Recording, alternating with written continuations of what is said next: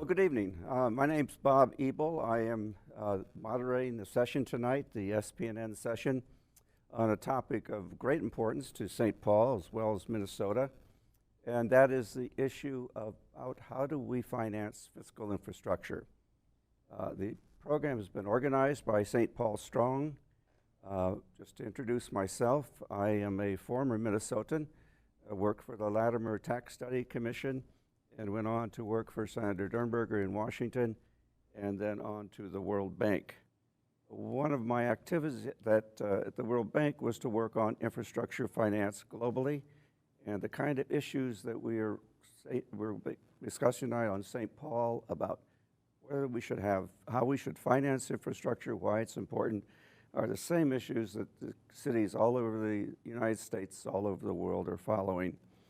The specific issue we have tonight started in the 2014-2015, after a period of time of the city using special assessments rather than tax finance for the infrastructure projects on road and street repairs, came to a head when one of an attorney in St. Paul, Jack Heschler, picked up the issue for the First Baptist Church, which argued that the special assessment approach had serious problems of equity and efficiency. And that's the topic we'll be discussing tonight. And let me just say that the topic is about who pays for infrastructure, but the topic of keeping infrastructure maintenance going and funding and financing well is extremely important. We've seen this certainly in Minneapolis with the collapse of the Interstate Highway 35 West when people died. We also, of course, have the problems with the old and cold city of St. Paul having to have a sustainable system of how to pay for our infrastructure, not just roads, but all the other varieties. But tonight we're focused on the issue solely of infrastructure, finance, tax assessments versus taxes. We're going to have a discussion in three parts here. We're going to begin with a discussion to give for 90 minutes of first a review of the St. Paul finances, and I'll be introducing the panelists who are doing this. We'll proceed from there to talk specifically about who pays and the issue of benefits, who benefits from infrastructure, who benefits particularly from street and road repairs and maintenance, and the question then who should pay. And from there we're going to take a look ahead at where does St. Paul go from here. I think the issue we're going to talk about is both arcane, but it's also very important. It's going to be important for not only St. Paul, but for other Minnesota cities. We've had a great deal of litigation in St. Paul, and the results of that are going to have implications across the state.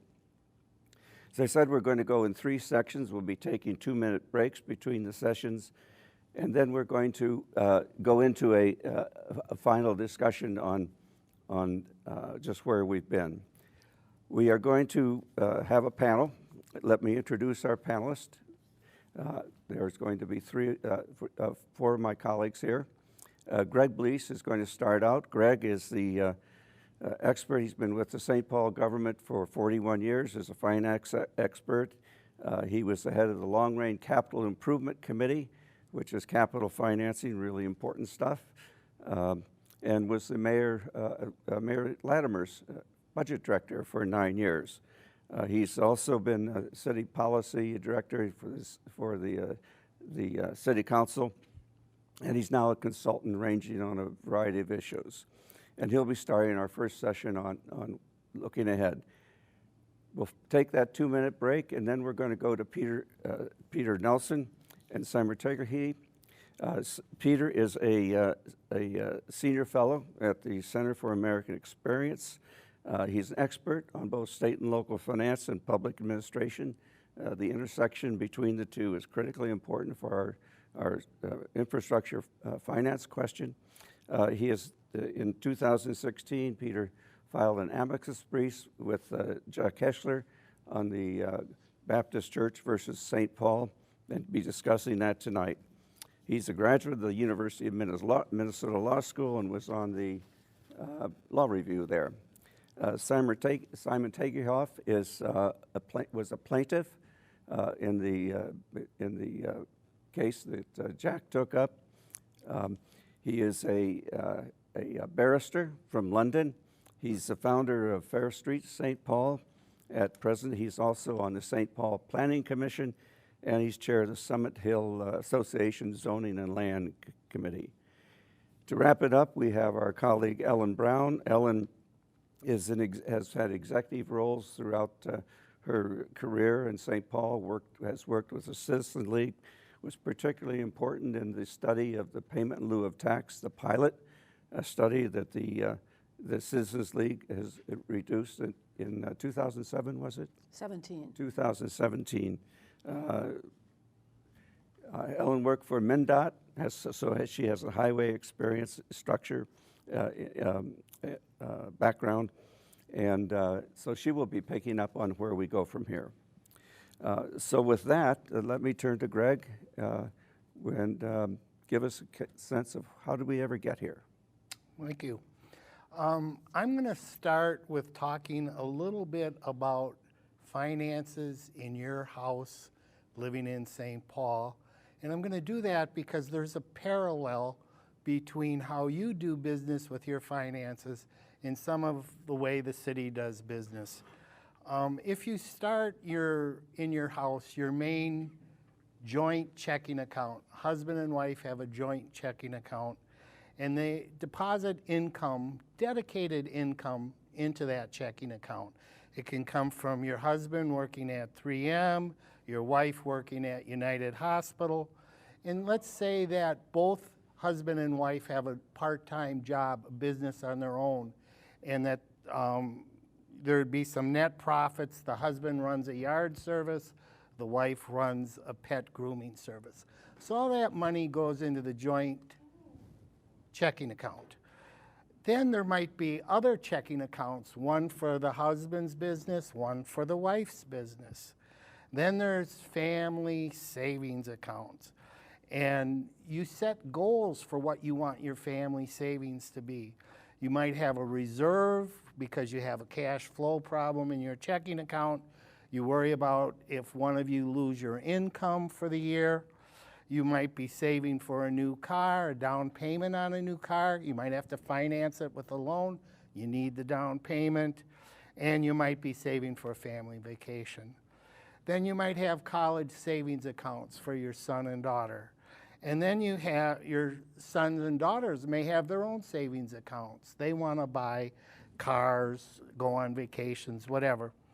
Then you have your retirement accounts, 401k, from your husband's work, from your wife's job.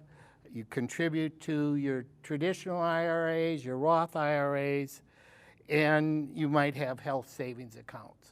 So you have different types of accounts. Well, the city of St. Paul has the same thing, only they don't call them accounts, they call them funds. And there's basically three types of funds. There's an operating fund, and that's a fund that provides service, usually people service, for the current year. There's also the capital improvement fund, and that's the fund that provides for infrastructure. And then there's debt service funds. And the debt service funds, normally bonds are issued for capital improvements, and you have to pay debt service over a period of time to finance those bond issues. Well, when we go back to the operating funds, there's general fund and the special funds, and there's a lot of special funds. So the general fund gives your most essential services like the police department, the fire department, Parks and Rec, the mayor, the city council, support services. All of that is financed by the general fund. And we'll talk about financing in a minute. Then there's special funds. Special funds have a dedicated revenue source for a dedicated service. So the biggest special funds in the city of St. Paul, the water utility, the sewer service fund, right-of-way maintenance fund, which we're going to be talking about, the civic center, the police impound lot, Como Park concessions, they all have a dedicated revenue for a specific service. The capital improvement funds. I am proud to say that I've served for a long period of time with the CIB committee. That's the Capital Improvement Budget Committee. St. Paul has strong citizen participation. At one time, they had 5 different task forces. Each task force was represented by a member from the 17 district councils, and they would set priorities for parks projects, for public works projects, for fire projects, for library projects. And those improvements were generally financed by general obligation bonds. The city would borrow money for 10 or 20 years and would finance the repayment, the debt service on those bonds with property tax dollars. But there was also some improvements made at the water utility, for example, or the sewer service fund. They would build sewers, they would build water lines. In that case, the capital bonding for that came from what's called revenue bonding. And you had long-term debt, you issued bonds, but instead of it being paid for by property taxes, it was being paid for by a dedicated revenue service, a dedicated revenue source, like the sewer bill. Like there's 2 sewer bills. There's a storm sewer bill and a sanitary sewer bill. Both of those bills would pay for debt service depending on the type of sewer being constructed. A definition of a capital improvement has to have a life expectancy of at least 3 years. City policy the project had to have a life expectancy longer than the terms of the bonds issued. So if you were issuing 10-year bonds for financing, that capital improvement had to last longer than 10 years. The CIB committee, with its task forces, would make recommendations to the mayor and the council on where the priority spending should be for capital improvements. And there was always 3 or 4 times the need than there was money available to meet the needs. Debt service funds, we talked about levying property taxes to pay for debt service for general obligation bonds. And we also talked about having a dedicated revenue source like a sewer bill to pay for sewer bonds. But there's also a couple of other financing methods that are worth noted. You can have a revenue bond, which is different than a GO bond, a general obligation. General obligation bonds promises that the property tax payer will pay the debt service with a tax levy if there's not a dedicated revenue source materializing. A revenue bond does not make that promise. It says the revenues will pay, but you pay a higher interest rate with the revenue bond issue because you're not pledging the tax base to support it.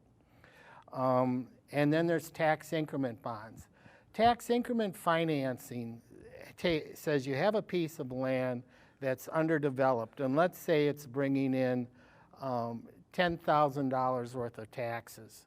And you say, okay, the city is going to acquire, clear, and turn that land over to private development and bring in new taxes.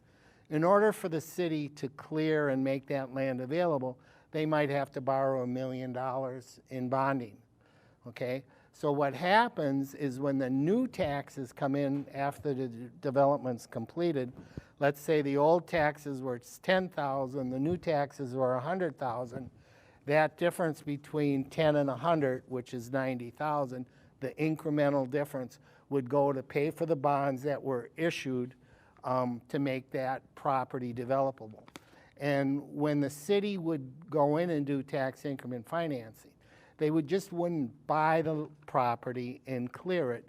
A lot of times they had to put infrastructure in place. So they would put a new sewer line in, a new street in, new street lighting. So is this where the right-of-way charges come in? No, the right-of-way charges comes into the special fund that is referred to as right-of-way maintenance. Okay. And we'll get. And that's funding the operations, not the capital. Right, that's funding the operations. And so in the right-of-way maintenance fund, when we talk about street maintenance, that is basically talking about cleaning the street, chip sealing the street, which is putting oil down and then crushed rocks and rolling over it. And every once in a while, they do what's called a mill and overlay, where they scrape away the top surface and put in all new asphalt. That's different. Those are all maintenance-related activities. That's different than building a new street on land where no street exists. In that case, the city will issue bonds to put the street in, and then they generally assess the property owner for part of the cost of the street, and the city pays for part of the cost of the street. Okay? Okay. All right. Now, the budget process for the city of St. Paul starts with requests being identified, needs being identified. And we have a very open form of government, so the city department and office identify their needs.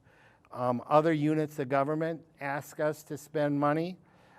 District councils, citizen organizations, business organizations, foundations, and nonprofits, they all come to the city and they all want money. And you add up all those requests and it's a lot more, 2 or 3 times more than we can afford. So what happens, the next part is the CIB committee, which is made up of 4 different citizen committees, recommends priorities for capital expenditures, for capital improvements. What fire station, what library, what rec center, what redevelopment area. After the CIB committee makes the recommendations, goes to the mayor and the council, the mayor is required by the city charter to recommend a budget to the city council. So he looks at all those needs and he identifies his recommended priorities to the council. The city council then takes the mayor's proposed budget and has a public hearing and lets the public comment on what the mayor recommends. Then the city council finally makes a decision on what's going to be funded in the next budget, and then the mayor is charged with implementing the adopted budget. Okay? So when we talk about a budget, we talk about funds. In the family example, we talked about accounts, savings accounts, checking accounts, retirement accounts. In the city, in all units of government, it's called fund accounting. And there are 3 types of funds. Let's see if I already... There's the operating funds, which we talked about, debt service funds, and capital improvement funds.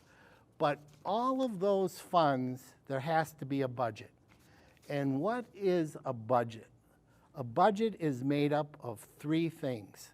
It's a performance plan, a spending plan, and a financing plan. So when you talk about a performance plan, you talk about what are the goals for spending this money? What are the ongoing objectives? How are you going to measure success? What's the ongoing objective for the fund? What are the ongoing performance indicators that measure, are you meeting those objectives? And you can have special objectives for the coming year, that one-time objectives. For example, you might have to implement a new computer system. So you have money in the budget for a new computer system. You want to hold that manager accountable. The second part of budgeting is the spending plan. And the spending plan deals with staffing, contractual services, equipments, capital projects, debt obligations, transfers out to other funds. All of that we call the spending plan, which has to be financed. And what are the main financing sources? You have ongoing revenues coming into a particular fund. You have grants coming in. You have transfers coming in from other funds. And there's the use of fund balance, money left over from the previous year. So those are the components of a good budget. 3 different plans. All right. So when we're talking about the right-of-way fund, so it's a special fund for, this case, for operating expenditures. So Yes. we're setting aside the capital expenditures. And if you're a city council member, you're faced with, well, how do I do this? How do I fund that fund? And so we're seeing throughout the country the tension between going to user charges and to go to, as you pointed out, the general fund finance of the tax, which in St. Paul is largely property tax financed. Right. So what I'd like to do is just highlight the major challenges as a mayor and a city council have when it comes time to dealing with the budget.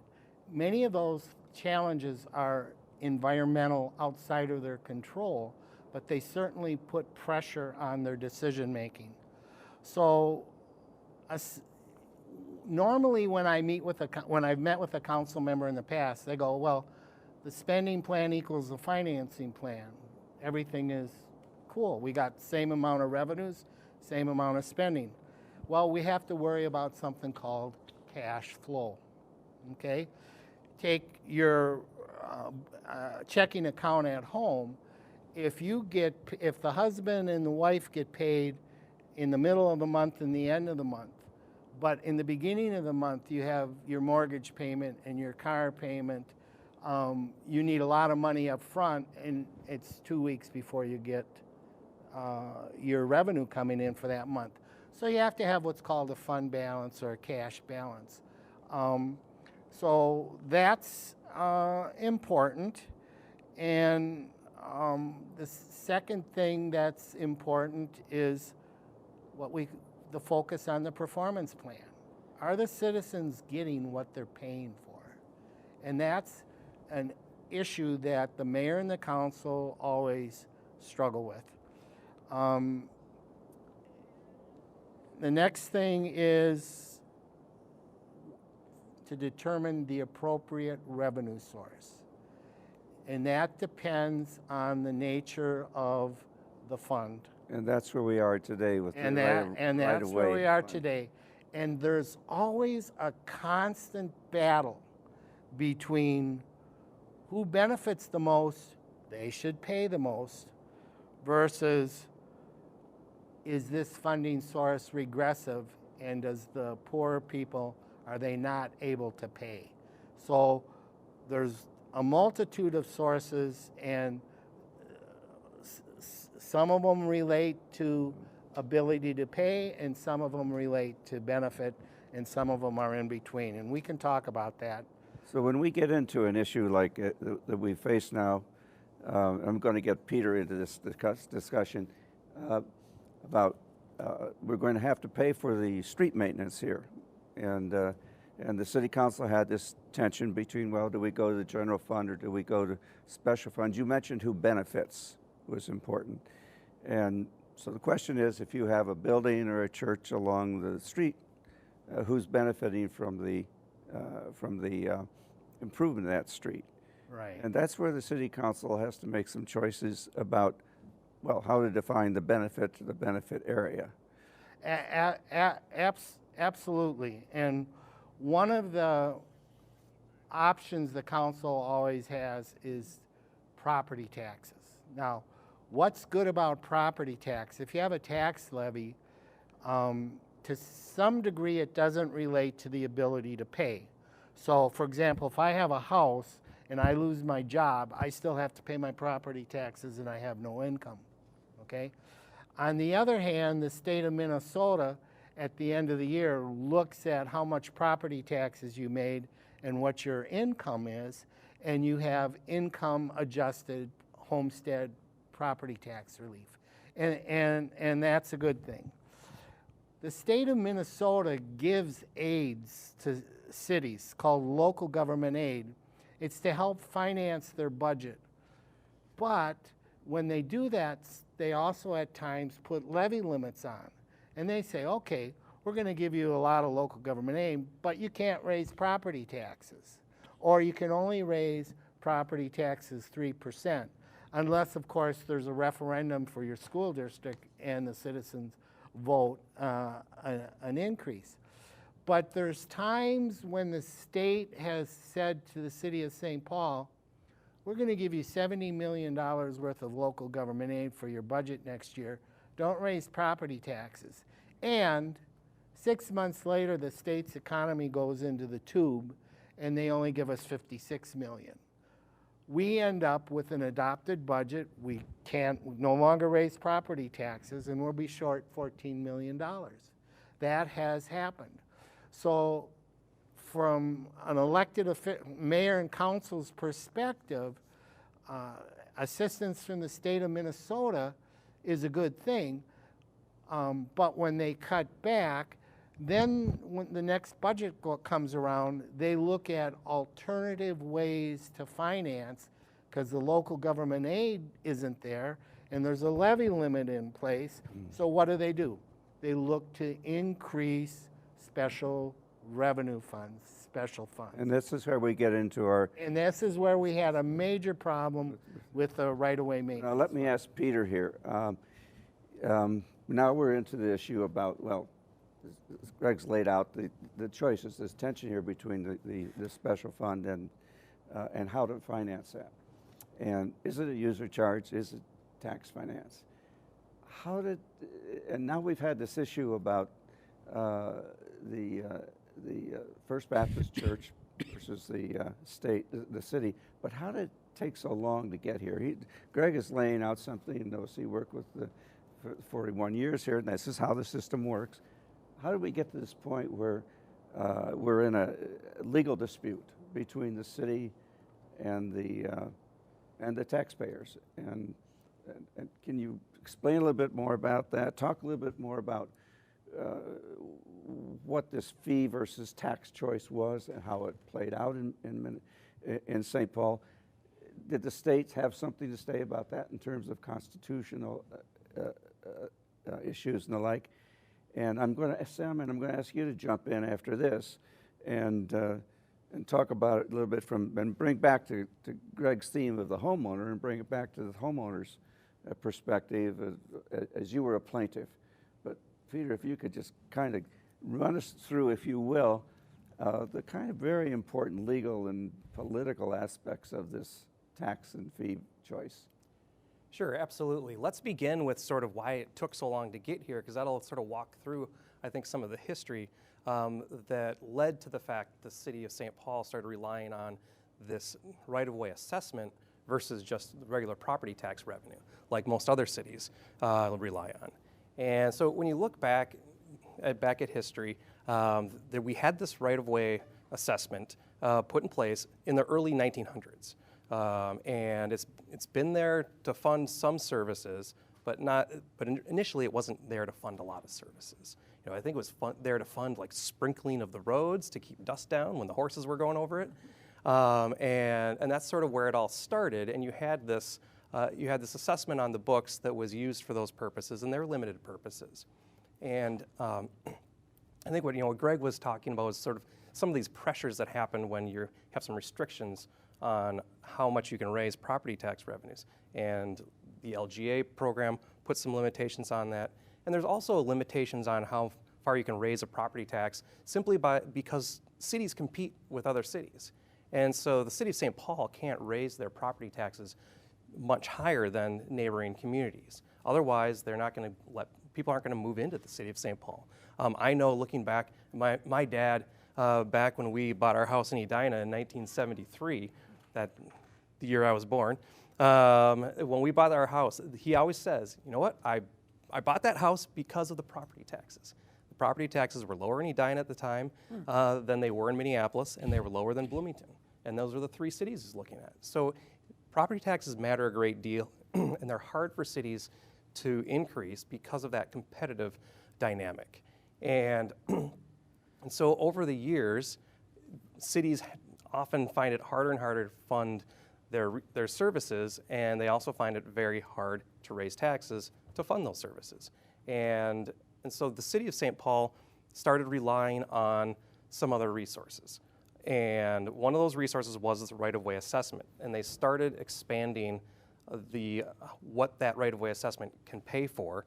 And in the process, they started increasing the assessment to be able to pay for services that were otherwise being paid for through the property tax system. And as I understand it, this started to expand more and more and more, starting around 1993. And so year after year, I think we were probably adding, and Greg knows a little bit more of the details, I think. I can give you an example. Just between the years 2003 and 2008, the general fund had been financing snow plowing for wintertime.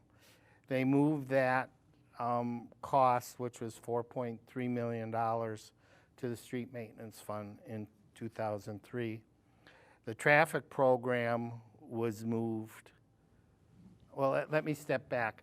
They used to call it the street maintenance fund. They changed the name to right-of-way maintenance so that they could put something in the right-of-way besides streets, besides street maintenance. So they did the traffic program, then they put in 2003, they put the boulevard tree trimming program in the assessment fund, and they put the sidewalk improvements in the assessment fund. They financed the city lobbyist in the assessment fund. Lobbyist? A lobbyist, yep. And But they didn't, but they said they didn't raise taxes, right? right, and in 2004, they put 2 housing inspectors in. 2005, they financed the lighting program with assessments. That was a big one, $3.2 million. Then they financed the sidewalk bonding program. So this is what we're, And noxious weeds, okay? Now, that was done at a time when local government aid was cut, when the state was having a problem. And the city said, okay, we got levy limits, we can't necessarily raise property taxes, although they could have some, but they didn't wanna. And I should point out, when we talk about St. Paul property taxes, the mayor and the council are only responsible for 30% of your tax bill. So the biggest is the school district at 34%, and then you have the county at, I forgot, 29%. so now we're having the issue about who pays. Yeah, and it's, And so we got into an issue Yeah, with so- the church about linear. Exactly. feet So and Greg value. just walked through all of the Right. services that started being added to this right-of-way assessment, which increased the amount of the assessment on properties. And leaders at the time, Mayor Randy Kelly, was very clear that we're using this to hold down property taxes. That was the purpose Okay. of moving all of this. And what happened was that you were able to then impose this assessment on certain properties that were otherwise tax exempt, and that includes churches and certain schools and hospitals that are nonprofits and other public charities. So that was one of the things that did. It expanded the properties that were subject to this, and so who were otherwise not subject to the property tax, and it was charged based on the lineal square footage, so your street frontage. So So the if I'm a amount of church or a 25-story building, I'm going to have a linear charge Yes. based just on in front of my front door? Absolutely. And so what you found is that there were some very unique circumstances in the city where some churches and some other properties were paying substantially more than I think most of us would agree is fair. And so you had the First Baptist Church that had this corner lot. And corner lots were very problematic, of course, because they had two sides of the street to pay for. And so they were paying they ended up at one point paying over $15,000 a year in this assessment. And the UBS Plaza, which is 25 stories, that's what you're referencing, the UBS Plaza was paying just over $5,000. So the churches were paying triple. And when we talk about benefit, who's benefiting from the roads? The UBS Plaza has hundreds of cars coming in to that building every day over the roads. And the church, during the week, has very few cars. It was operating a daycare for homeless people at the time. And so they weren't driving to the church during the week. And so it was a very unfair situation. And what that led to was a very sympathetic plaintiff to file a lawsuit and to start settling out, well, was this an appropriate way to fund road maintenance? You know, in economics, sort of the mantra, and I think it's the right mantra, is that you want to levy a tax or fee on those who benefit. And now the question is, how do you identify the beneficiaries? So we have two issues going here. One is who's using those roads? And you mentioned the UBS Plaza people more likely to use it than the church. But you know what? Jane, you drive downtown, right? You're benefiting from it. I came in a few days ago from D.C. I must tell you, everybody, that we didn't quite go to D.C. We went to South Dakota as a stop because of all the storms, and we had a Delta pilot that said we were running out of fuel, so it's nice to be here to talk about linear square feet. But here's the issue. I also use those roads. I've been using the roads for 3 days, right? So suddenly we have a benefit area that's no longer just this linear thing, this linear measure. And so what do you, and I want to find out about the homeowner in a minute. What about the homeowner? Well, I was going to say, Bob, that you know, that example exposes the fallacy at the heart of this, right? The idea that somebody owns the street in front of their house, their church, their business, whereas it's evident to everybody that the value of the streets is in the network, it's in the connectivity. So, you know, I might live in a home, but then I walk my dog, I walk to school with my kid, I jog in the streets, right? The whole point is that I'm connected. A single stretch of road is completely valueless. So, you know, by trying to institute this kind of system, the city attempted to kind of explicitly link the value of the street maintenance to the number of feet of frontage you had. Yeah. And that's probably where the problem started. And so, but a really, a really important thing here, you've all alluded to it, is it was really all began because mayors in particular were trying to avoid proposing a raise in property taxes. Yes, sometimes the state put a limit on it because of local government aid, but in my opinion, it was really largely a political issue of mayors and city council not wanting to raise property taxes because it was politically unpopular. And so they just kept shoving as much money, as much of the cost of government as they could into fees and assessments. you know, we're seeing that happen nationally. If you have gone to an economics class 10 years ago, you'd heard about the tripod of the property taxes, income taxes, and sales taxes. And oh yes, we have these things called user charges. And now in the last decade, there's been a rush, and Greg pointed out, across the country, in St. Paul too, to move towards there's an anti-tax climate to those charges. We are now seeing actually that user charges now have eclipsed income taxes and are equal to property taxes in terms of local budgets in the United States. So this tension that we're seeing played out, and it led to a lawsuit. Yeah, and there's some real legal problems with going down this path. Because I think, as Simon was alluding to, the tax system, taxes go to fund public purposes. And I think there's some principles here I should probably start talking about regarding how cities can raise revenue under our Constitution and under our statutes. And so under the Constitution, basically cities can raise revenue through the tax system. They have the power, they have the taxing power. They can also raise revenue through regulatory fees, and that's done through the police power. And the police power is basically the power that governments have to promote sort of the general welfare, to promote safety, and to promote the health of the population. And that's a power that's inherent in every city, every government. You get to do that. And the taxing power is also inherent. You have to be able to tax people to provide government services. And so you've got this sort of distinction between the police power and the taxing power in terms of where the power lies to be able to raise revenue. And for public purposes, you have to raise it through the tax side. You have to raise it through tax revenues, for instance, like the property tax revenues. And for regulatory fees, that's where you get the police power, but those regulatory fees are only supposed to go towards funding the cost of the regulation.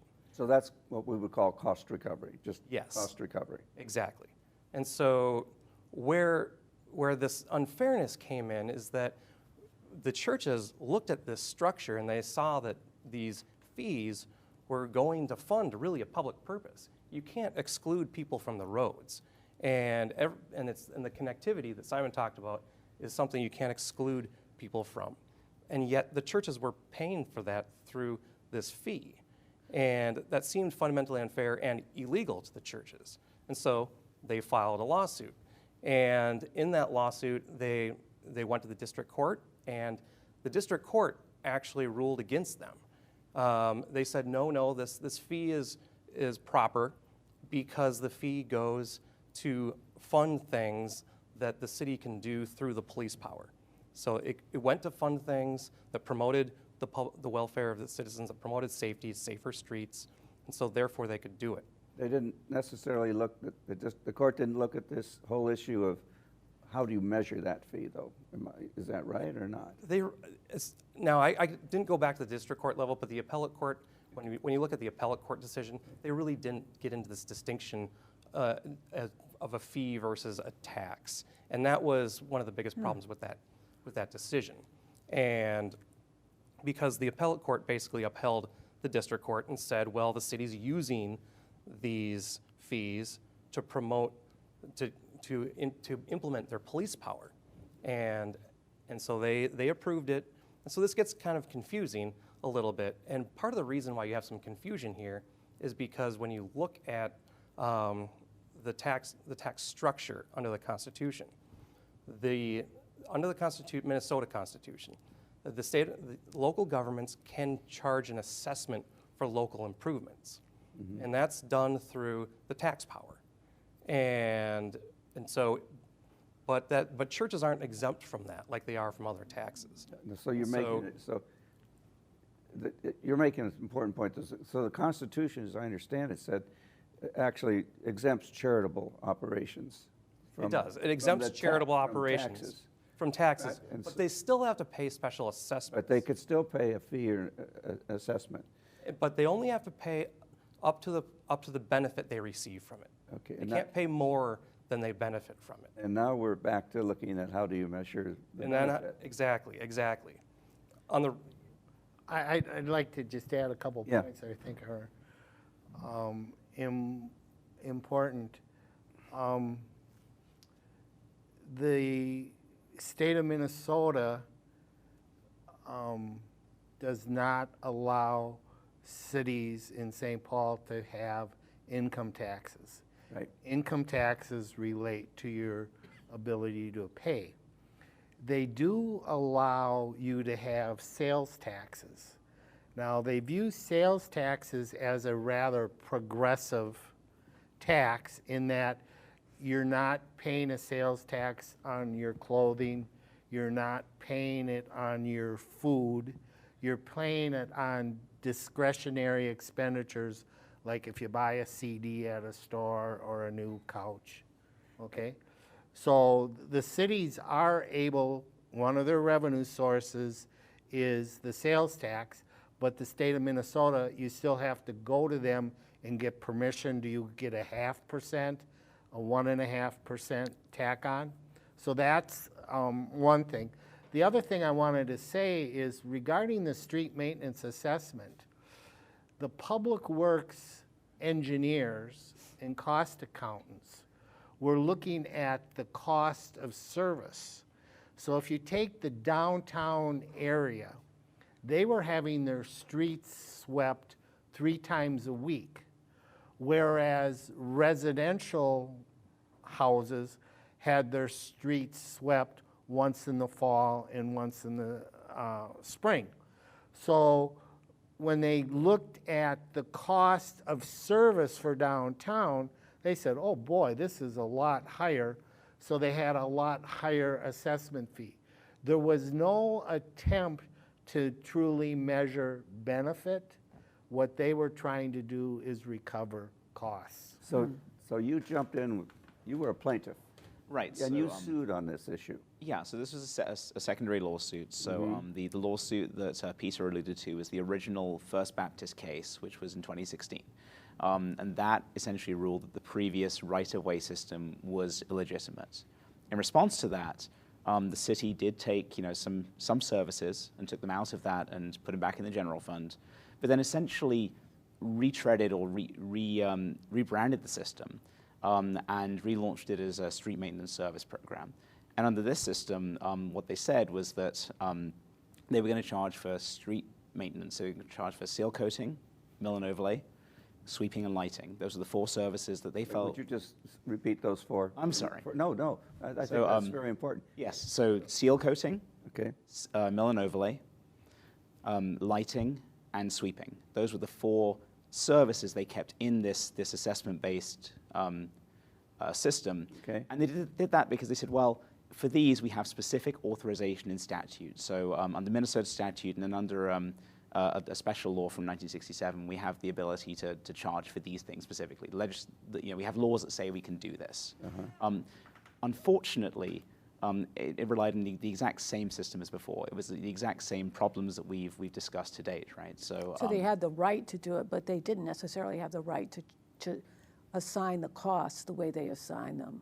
yeah, and that's a very important distinction. Exactly, In right. that, so the city is empowered to do all this work, but what we've discovered in the most recent judgment in May was that the judge said, look, all of these statutes give you the opportunity to do this work, but they all include the key phrase, property benefited, which means there has to be a special benefit to that property over and above the benefit to everybody else. Right. And that's kind of the key problem that we keep running into when we talk about something like street maintenance versus something like trash collection. If I'm the city and I take away your garbage can, I'm giving you a direct benefit. Or if I regulate some behavior, so for example, if there's an industrial truck that damages the street and puts dust on the street and that kind of stuff, I can recover against those things either as a regulatory fee or because I've created a benefit to you. If I, for example, pave the road to your house for the first time or lay a water line that wasn't there before, I've actually increased the value of your house. And so I've given you a special benefit, and that's why I can tax you differently from anybody else. I can tax you in a non-uniform way. But when you try and take that thinking that was really intended for new streets being connected to the network or some other windfall that some set of homeowners got and apply that generally, you hit the same problem, because ultimately as a homeowner, I don't get if the city plows my street, the benefit I get versus any other motorist or any other pedestrian is the same. Right. If the city lights the street, I get the same benefit. And so you have a difficulty kind of teasing out and separating those two things, because really they're the same. Right. That goes back to Peter's point that you really can't be excluded from using the service. And you mentioned that exclusion principle is important. So now the lawyers jump in. Yeah, so now the lawyers jump in, and I think, and there's this public benefit portion of it, but there's also a uniformity angle. And so when the churches brought their lawsuit, they basically argued that the way that the city charged the assessment wasn't uniform. And the Constitution has just a couple provisions that limit how a city can use their taxing power. And one of them is that we've already discussed, it has to be for a public purpose. And so your revenues that you spend have to be for a public purpose, and the revenues that you raise have to be uniform. And that's where we run into this huge problem. It's not really uniform when a church pays $15,000 and UBS Plaza pays $5,000. So we're talking about this again, this right-of-way fee, linear feet. Right. Property. Go ahead. And I mean, to be clear, Peter, uniformity doesn't mean you have to tax everybody the same amount of money. It just means you have to have a uniform basis. And That's exactly right. That's exactly right. Uniformity is, you have to think of it broadly. There isn't one test for uniformity. And you can tax different classes of property differently.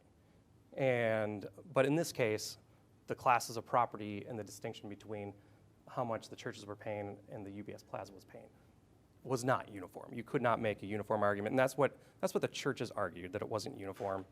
And the city, however, argued, look, the uniformity principle doesn't apply to us in this case because this isn't a tax. This is a fee, and that's where this whole case really hinged on, is this a tax or is this a fee?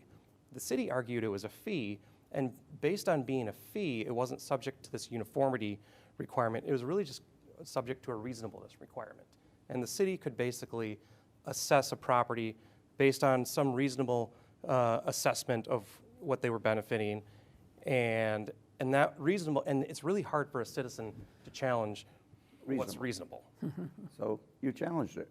Yes. So again, we from our perspective, we one morning received a huge invoice in the post. So we had bought our property recently. It was our first home, and it was a bill for approximately $5,000. It said invoice on the top, and it threatened that if you didn't pay, then it would be added to your property taxes with interest. As relatively new homeowners, we started knocking on doors in our neighborhood. And we started with a sense of, wait, this doesn't seem, this seems odd. Is this normal? Is this something that happens in St. Paul routinely? And then we find out that as we knock on doors in our neighborhood, the people are answering the doors and saying, well, this is, we've never had this before either. This is in 2018, 2019. So for example, we talk to retirees who say, we can't deal with an unbudgeted expense like this. We weren't anticipating this. Mm-hmm. And as we dug into it and learned more, we realized that it wasn't just Victoria Street where we live, it was other streets throughout the city. And those streets tended to be the arterials, the rights of ways.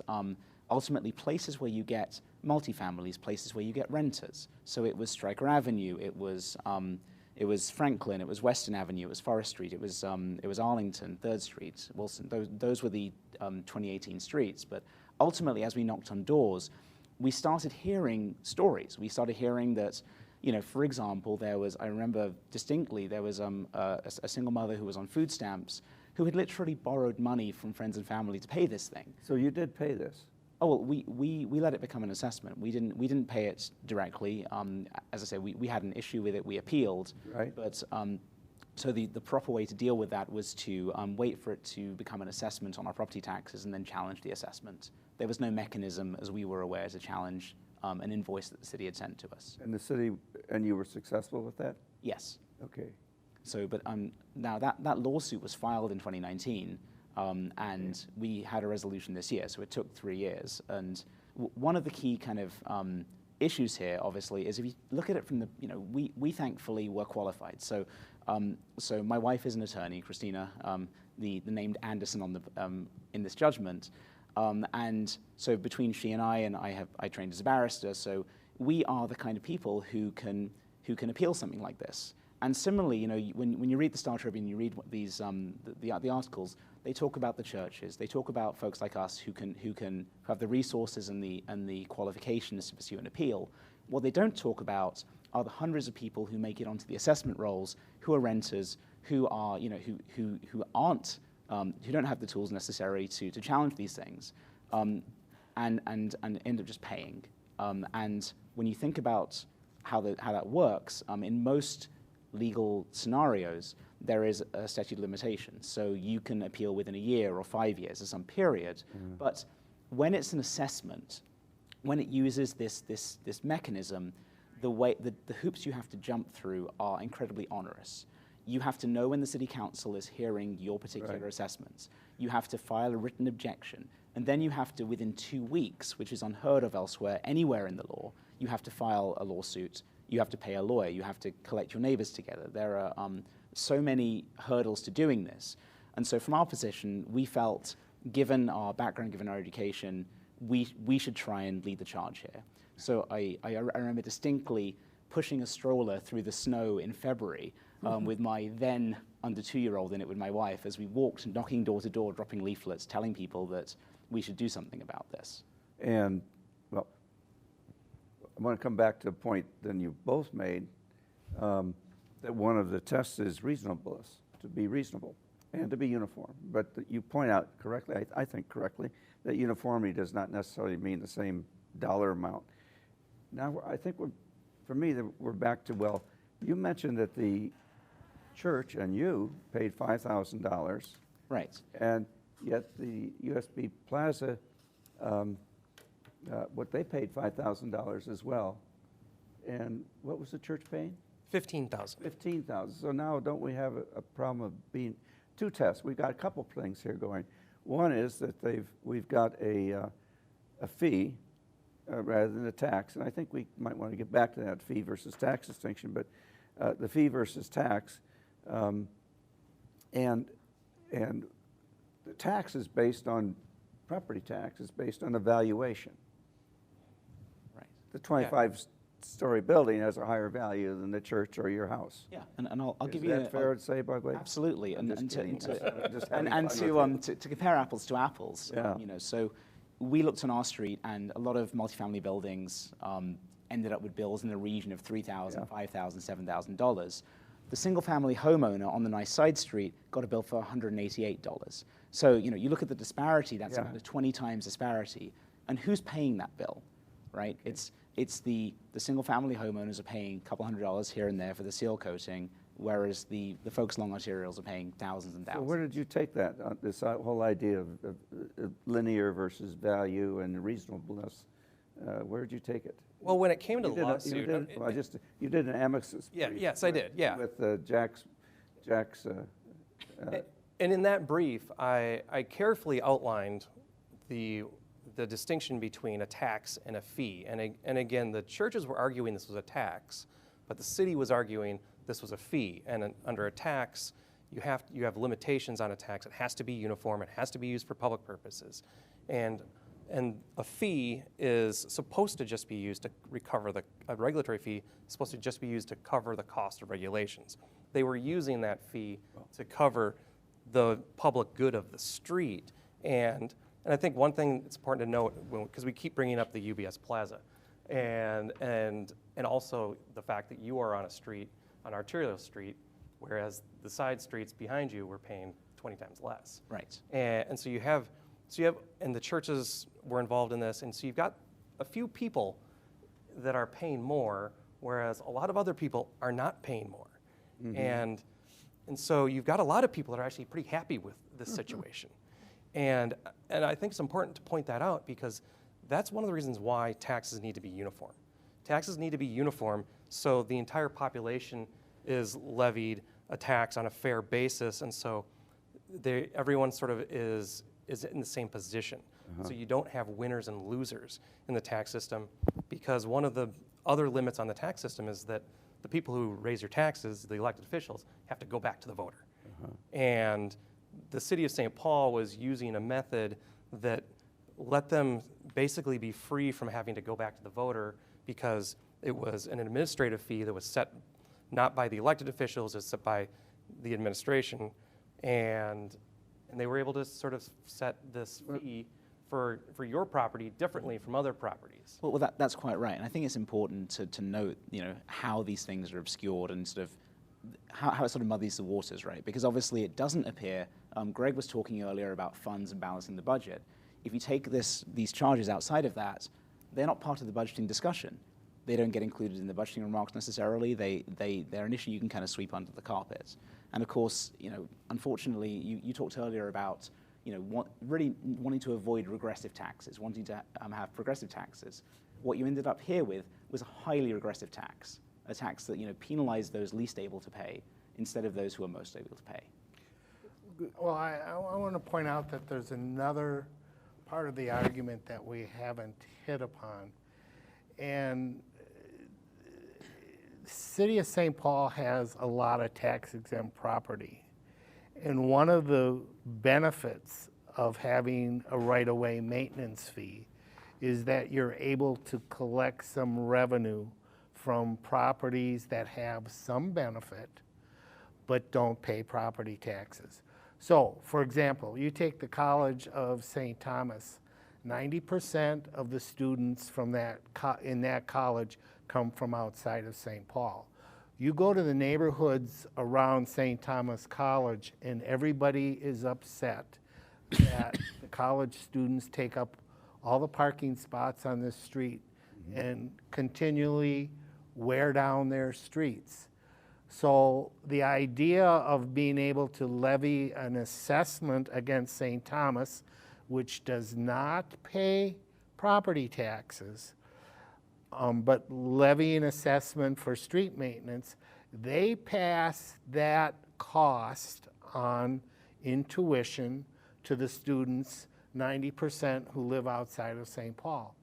So there is some benefit in having reliance on fees as opposed to just property taxes. The question becomes, how fair is that fee? How reasonable is it? How much benefit there is? So you could make the case for the church downtown St. Paul that has X amount of footage and is paying $15,000, and another church in the other part of the city has the same footage and is only paying $1,000 because the cost of service is different, but is the benefit different? So now now we're back to measuring benefits, and I want to get into to what the court said about this. We haven't gotten to that point yet, but it seems to me that one way to compare that small church and the church downtown and your house and the plaza is not by linear feet, but what you normally would do with the property tax, since I would argue, by the way, the property tax is a benefits tax too. But that's usually based on valuation, or Yeah, it's usually based on valuation. So what are the courts? And of course, churches are exempt from that sort of tax. we're going to get to that. We'll get to that. We're going to get to that when with Greg. and Because Jane Greg in does a bring minute. up a fair point about the fairness of this. You can understand where the city's position. The city, when you have a nonprofit that really kind of operates like a business, such as a hospital or a college, there's an element of fairness where you think, well, wait a second, they should be paying something for these roads, don't you think? And we'll get to that. And we'll get. But what did all these court cases? Yeah. So Bring me in here. What happened here? So as we've discussed, the fundamental issue here was, is this a tax or is it a fee? And what the Supreme Court ruled was that it was a tax, that this right-of-way assessment was a tax, and therefore it was subject to the constitutional limits on taxation. It had to be uniform, and it had to be used for a public purpose, and it was being used for a public purpose, which is one of the reasons why they ruled the way that they did. And one of the distinctions that they made, because you had the confusing element in this case was this notion of the police power. And the police power allows you to regulate, and it allows you to raise revenues to cover the cost of regulation. And that's where you get the power to raise the revenue that way. And where they ran into the problem was when the appellate court said, well, if you're using the fee to administer your police powers, then that is okay. Then you can raise revenues through these regulatory fees if you're using it. And what the Supreme Court said was, no, the distinction isn't whether you're using it to apply the police power. It's whether you're collecting it under the guise of the police power. And in this circumstance, they were claiming they were using it for the police power, but in reality, they were collecting it as a tax. And they were collecting it as a tax because the Supreme Court looked at how the revenue was being used, and they saw the revenue was being used for public purposes. And when they looked underneath the hood of how everything was operating, they saw that, no, this is really just a tax, and it's not, and it shouldn't be characterized as a fee. And therefore, again, these constitutional limits regarding uniformity. This is the old tax saying, if it looks like a duck and quacks like a duck, it's probably a duck. Yes, right? that's exactly right. So did this question then of the valuation become a factor rather than the? Well, what happened, the end result of the Minnesota Supreme Court case is the fact that, is the fact that they ruled it was a tax, but they didn't actually ultimately rule on what the churches were supposed to be paying. Because once you ruled it's a tax, then you have to move on to a second question, and that is because it becomes then a special assessment and under the tax power. And as a special assessment under the tax power, the city can still charge a special assessment so long as the property is receiving a special benefit and they can't charge more than that benefit is received. And so the Supreme Court kicked it back to the district court to decide whether the churches were getting a special benefit, and they could have then been charged that if the special benefit was truly increasing their property value. And that's kind of how they measure whether a property is getting a special benefit. How much does it increase your property value? Well, in this circumstance, there's really no increase to the property value because it's just maintenance of the roads. And it's not an improvement, it's not an addition, it's not a new road going in, it's not something new, it's just maintenance. And therefore, when it really got kicked back to the district court level, and I think Simon can probably speak a little bit more to this, as far as what happened with this next court case with the district court, because that is ultimately what sort of has brought us all together here, because a district judge ruled again on this court case earlier this year, and he basically said, okay, the city recharacterized how they're operating this program. Okay. And in the way they recharacterized it, they claimed it was still a fee. They claim the way that they recharacterized it made it a fee that they could apply in the same way. Right, and it's obviously, it's understandable, and as Greg's mentioned, why the city would want to look at the adverse Supreme Court judgment in 2016 and attempt to, retain as much of the program as they could. There was some clear benefits. It allowed the political football to be kicked down the road, even further. It maintained marginal revenue from tax-exempt institutions. There were some reasons to like it. However, it created this sort of very deep unfairness. So when obviously we organized our fellow homeowners, we got a load of people down to City Hall. We talked about it, and even at the time, we discovered there were things like the city had included the ADA corners, just slipped them in there into the charges, whoops, and ended up refunding those for that year and changing the way they funded it. But we ended up in front of the court, and the court really just referenced the same principles that by then were reestablished law, right? We had when else do you get a decision that is only 2 years old, applies to your system in your city, and you're relitigating it again at district court level? It was completely shocking to us, which is why we felt relatively confident to take this on in the first place. But the court applied similar tests, right? So they said, once again, following the 2016 decision, we have to look to two things. We have to look to the language, and we have to look to the purpose.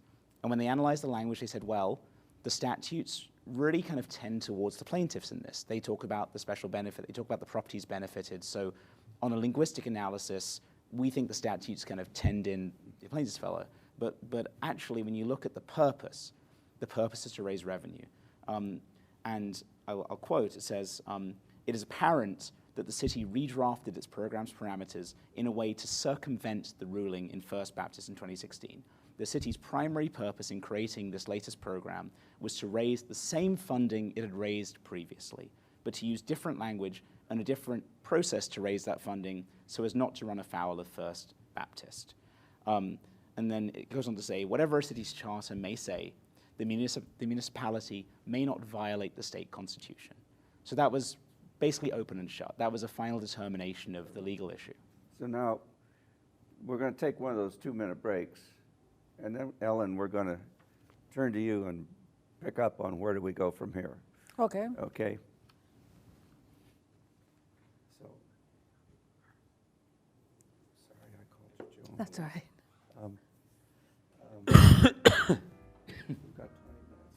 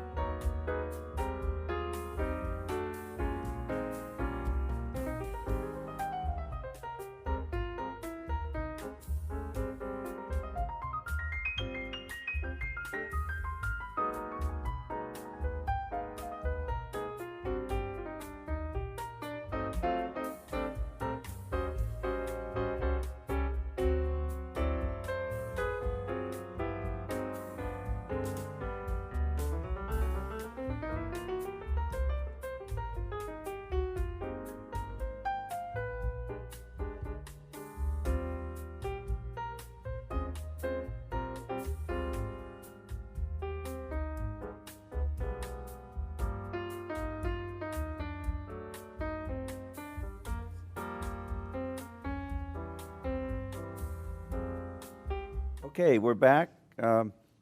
We think we have solved the reasonableness and the uniformity issue.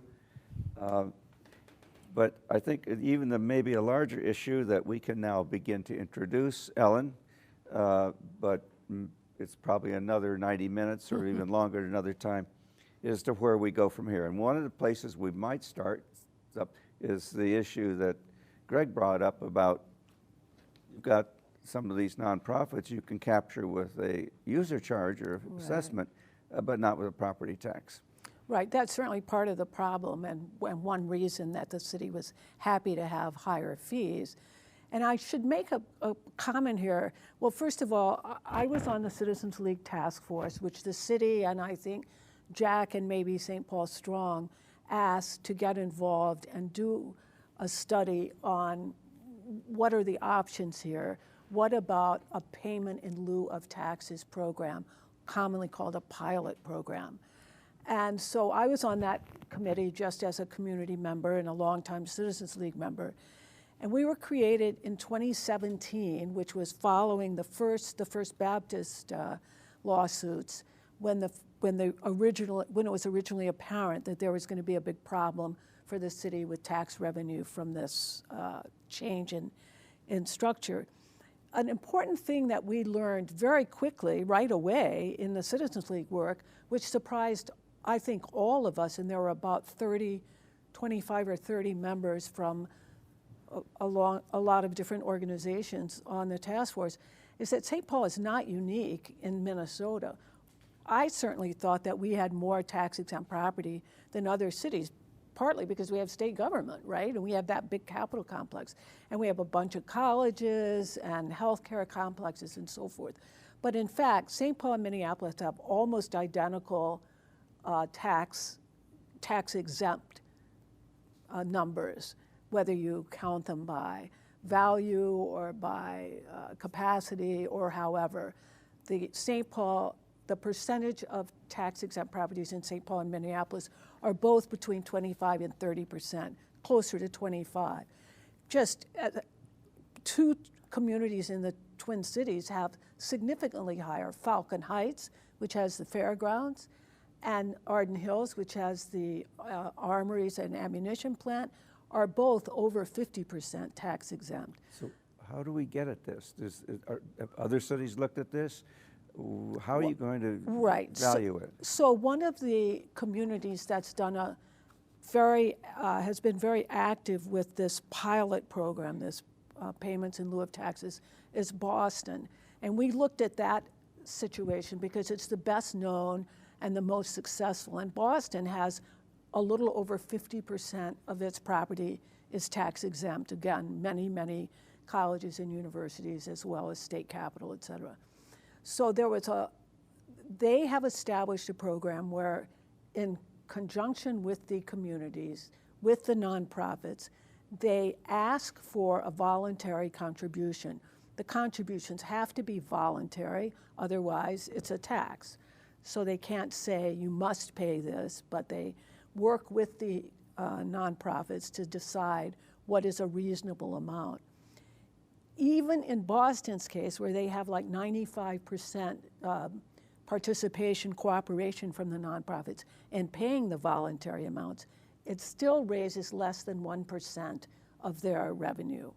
So it's really important to realize that even with a pilot program, we're not going to be making a big dent in the St. Paul budget. We're not going to be making a big contribution to all of this deficit that we're facing. So there's a long way to go with that situation, with that opportunity.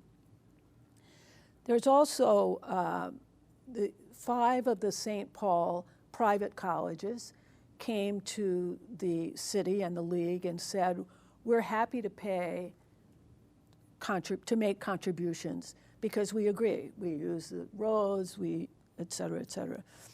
And they are willing to be part of a formal pilot program, but they don't want it to be contractual or so structured that they're required to make those payments. And again, it would be illegal anyway because then it would be viewed as a tax. one of the challenges that St. Paul has with even doing a pilot program, even if we want to capture that revenue, is that, and we learned this over and over on the task force, the relationships between the cities and the nonprofits are not that great, or the tax-exempt organizations, if you want to. They're difficult and sometimes antagonistic.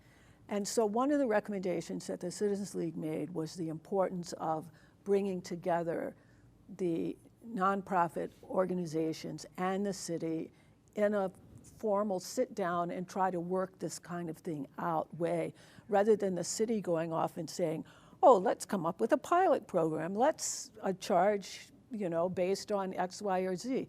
Have the relationships be common.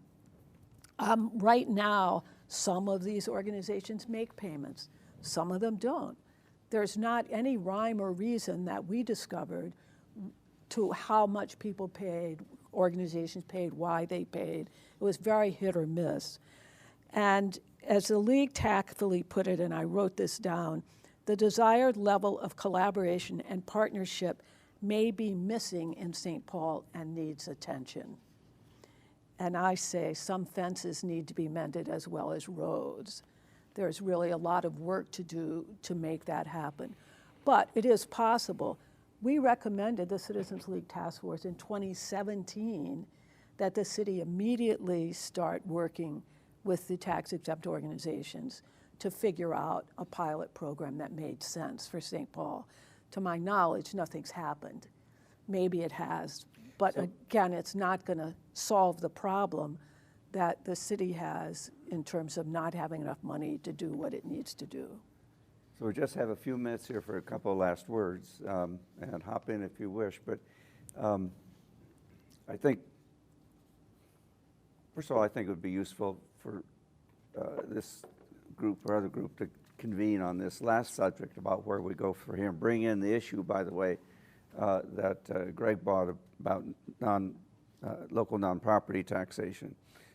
You mentioned that you can't have an income tax, but that the state can allow that. So there are some options here. I also like the point that was raised that there is a role for a user charge special assessment on nonprofits. This one is not a good case at all because I think it violated the reasonable statute, as you pointed out, the uniformity, that it was based on linear square feet rather than value. I want to be careful here so it doesn't pass the laugh test, and I think that's what the court said.